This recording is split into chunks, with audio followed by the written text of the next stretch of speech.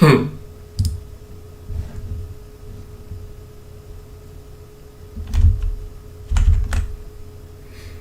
everyone, thank you for joining the quest. I am PS Quest, and this is CryptoQuest.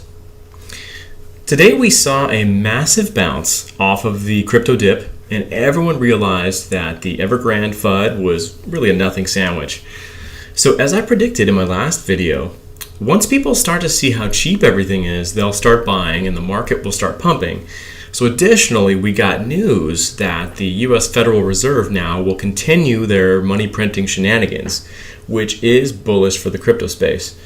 So let's go over some news items really quick, and then we're going to go over the big ORCA announcement and what impact that's going to have on the Solana ecosystem. So if we look at this, crypto markets soar after Fed commits to printing and Evergrande plans to pay its debt. So if you recall earlier this week, and the reason really for this whole dip in the first place was the Evergrande FUD, the China real estate company, supposedly going bankrupt or not being able to, or being just completely insolvent. But the news now, as the Shanghai index opened up yesterday, actually it was just this morning yesterday evening, I guess would be the time in China. And so the Shanghai Stock Exchange opened up and it looked like a green day. So the news of Evergrande says that they're planning on paying back its debt. So we did see that. Of course, now we have the Fed, the US Fed coming out, the Federal Reserve, saying that they're going to continue to print money, meaning they're going to continue to suppress interest rates, number one, and number two, to sell the bonds to the banks in return for cash from the banks to buy back the bonds. So this is how they get away with their money printing, which is definitely inflationary for the US dollar and very bullish for cryptocurrency, because cryptocurrency, Bitcoin in particular, is not subject to inflation, because we know how many there are going to be. We know how many Bitcoin are going to be out there, and we act accordingly. So another news item here that's a must know for the crypto space is why Bitcoin and crypto will prevail over the SEC. So as you know, the SEC is kind of going back and forth as to what they want to do to regulate cryptocurrency. So the SEC in the US does have a lot of power over what happens with the price of cryptocurrency, depending on how they regulate it or how they plan on regulating it. Now, the point here that is made is Raoul Pal, who used to be a Goldman Sachs executive, he makes a point here that currently only Bitcoin and Ethereum have a clear classification as commodities in the US. But even this has been contested under Gensler's leadership. This is Gary Gensler, the head of the SEC. So in that sense, Paul compared the current situation of the crypto industry with the beginnings of the internet. And this is a comparison that I agree with.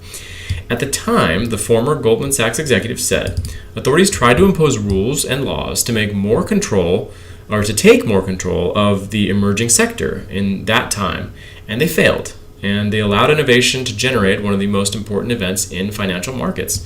And I agree with this. I think that the cryptocurrency space really does have very close parallels to the internet and the way that the internet was established.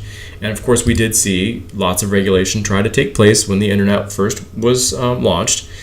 And we can learn from that. We can say, hey, look, if we pull back a little bit and just let this space do its thing, it will be one of the most successful things that is ever created. And that's what happened with the internet. And that's hopefully what we can now see with cryptocurrency. So just looking at it in a positive light, despite all the negativity that the SEC says about cryptocurrency and how it's almost like a show that they kind of have to show that they're working on regulating things because people are getting wrecked and losing money, and as a result everybody wants to be protected by the government, and that's what the SEC is doing, and that's the only reason for this kind of action. They have to show that they care and that they want to try to help people to make sure that people are protected. But at the end of the day, the real protection is to just let the market do its own thing, just like they let the internet do its own thing, and we will see something beautiful emerge from that.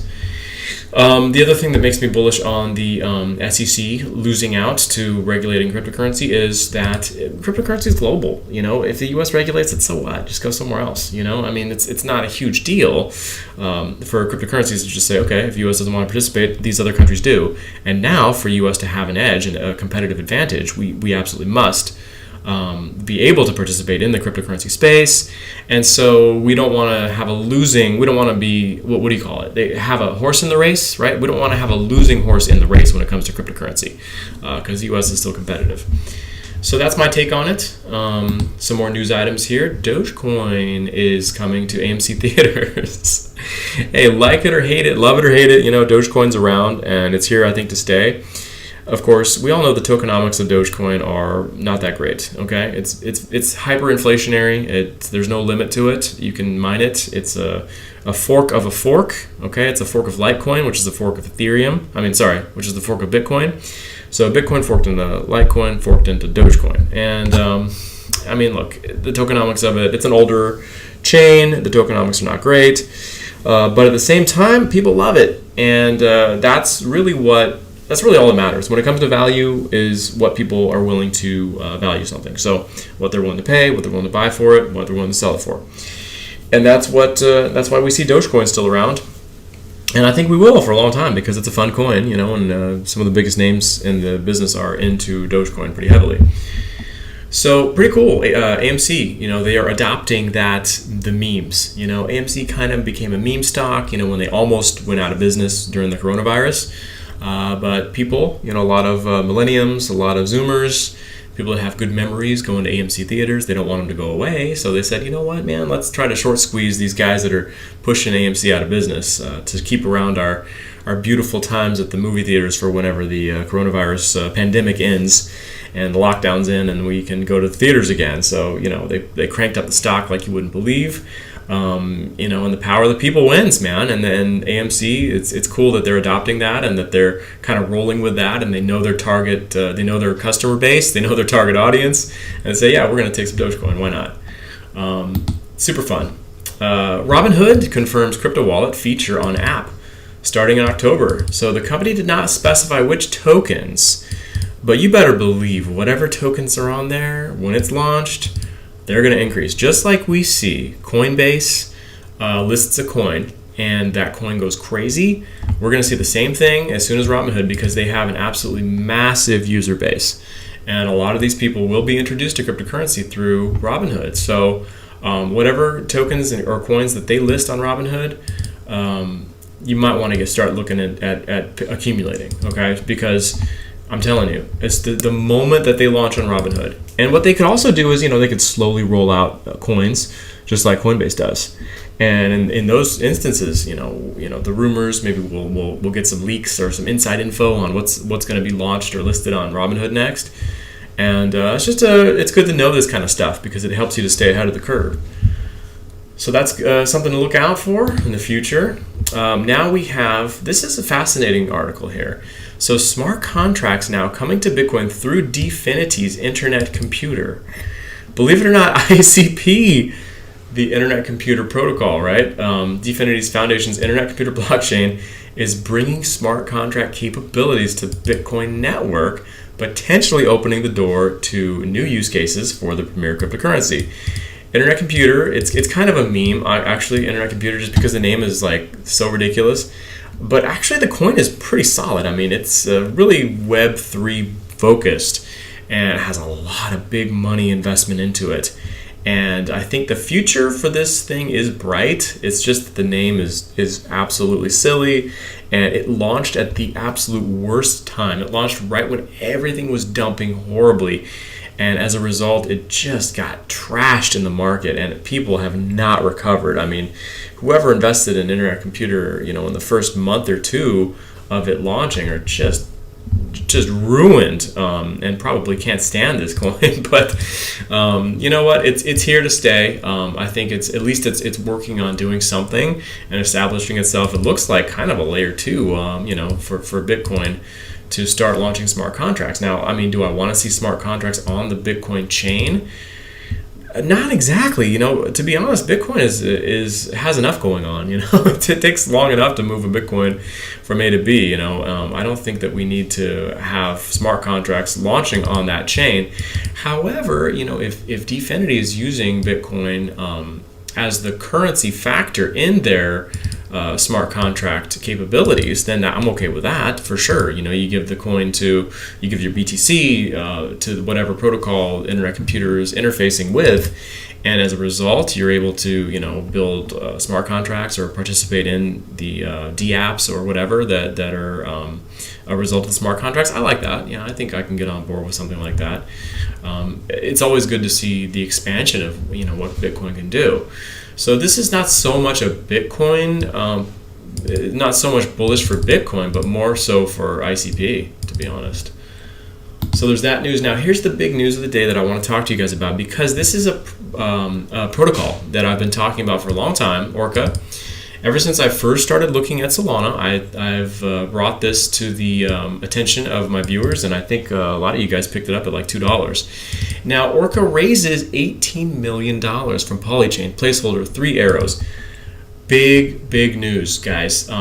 This really solidifies ORCA as a DEX on Solana. I mean, if you guys were ever worried or wondering what's the DEX going to be, it's definitely going to be ORCA. I mean, ORCA is super bullish right now. It's up, I believe, 91% already. It's $10.83 just off of its all-time high. And this is coming off of a terrible couple of days that we've had here, right? I mean, these last couple of days have been just absolutely horrible. So, ORCA, it probably delayed the announcement. See, 9/22, that's today. And then so we saw earlier 9/20 yesterday, the day before. Okay, here's where it was before the crash. It was at $12, and then the crash happened, and it went down to 5, it went down to 4. This is really when protocols like ORCA are the most fun. These kind of projects are the most fun to get into. Chloe says, hi, hello, how are you doing? Hoping you're enjoying the ORCA finance here. This is a great protocol, and I think we're going to take a look at how it works now. So basically, you connect your wallet to it, and you can connect your Phantom wallet, Solid extension. If you have any Solana, you can just swap it out for ORCA right now. And the price of ORCA seems to be rising faster than the price of Solana, specifically today on this bullish news about the investment. So let's read the article. ORCA is the brainchild of co-founders Yutaro Mori and Grace Kwan. So Yutaro's expertise in crypto stems from several years spent building Ethereum 2.0 and implementing smart contracts at UMA. And meanwhile, Ori combines her experience as a designer and engineer at IDEO, Coursera, and Stanford to bring a human touch to DeFi. So a lot of brain power behind this. They launched in February 2021, a lean team of 2 with no outside funding. Since then, they've expanded to 8. It's still such a small company, guys. This company is super tiny. But you better believe with $18 million, they are going to grow fast. So where we've been, it is the AMM, the automated market maker you love to use. As one of the first apps in the Solana ecosystem, they strive to show how crypto UX can be truly delightful. And really, I mean, anybody who's messed around with Uniswap knows that DeFi or DEXs, decentralized exchanges like Uniswap and SushiSwap are kind of a pain, but ORCA is actually fast and it's very cheap. The Solana gas fees are ultra cheap and the speed is incredibly fast. It's a million times better than Ethereum, guys. It really is. I think Solana in the future is really going to go crazy as we see these kind of things get built out with more investment. So basically, where we're going, this is important because this is their roadmap. So the earliest AMMs on Ethereum shook the financial world by making it incredibly simple for anyone to swap tokens and provide liquidity. The flip side of the elegance, however, is the lower capital efficiency relative to the order book model. So their mission is to create the next generation AMM that pairs greater capital efficiency with the simple human-centered UX that you've come to expect from ORCA. So along the way, they're going to enable community pools, which is going to support the long tail of tokens. In addition, they're going to improve the SDK, which is the software development kit, making it easy for any project to build on top of their smart contracts. So don't forget, this is a project. This is an actual protocol that other smart contracts can interact with. So future development, the smart contract and UI layers, awareness through global expansion, social media campaigns, and NFT art projects, partnerships, of course, with more dashboards and aggregators and NFT projects. So the fundraise will give them the resources to invest heavily in these three areas, ensuring everyone in DeFi has a chance to fall in love with ORCA. So after all that, they're going to turn their attention to building a robust governance system with long-term goal of full